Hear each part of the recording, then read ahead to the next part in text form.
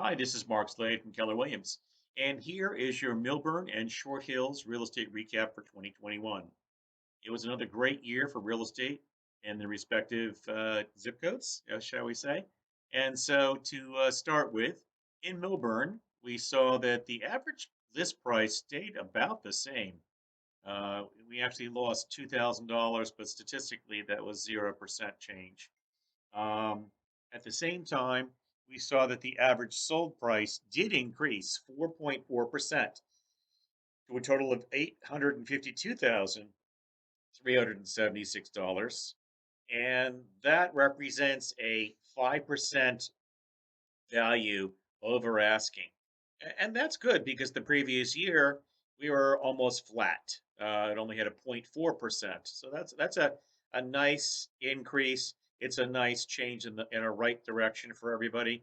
Units sold actually also increased. That's a little bit of a phenomenon because in most areas, units sold have gone down because of inventory limitations. And days on market, that's the one stat we'd like to see go down.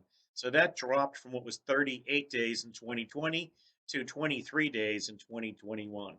So all in all, Milburn had an excellent year in terms of its statistics. Switching over to Short Hills, where we always know that there's a higher price in 07078. So average list price there was an increase to 1.78. 9% increase in average list price. The good news is that the average sold price, um, unfortunately, while it increased, it didn't increase enough. So basically, we ended up with a negative 0.2%. So we could kind of call it flat for the year in real estate when it comes to what people paid for houses in the Short Hills zip code versus what the asking price was.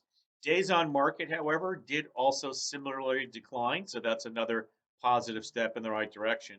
Um, the highest list price paid was 5.2 million, and there were actually two homes that topped the charts at 5.2 million. One of those was priced at 5.2. The other one was priced at 5,395. So when you look at the more than asking versus less than asking, it's another little bit more of a detailed dive that I like to do. So in 2021 in Milburn, we saw that 60% of the homes sold for more than asking. That's a pretty significant increase of more than 50% over the year before.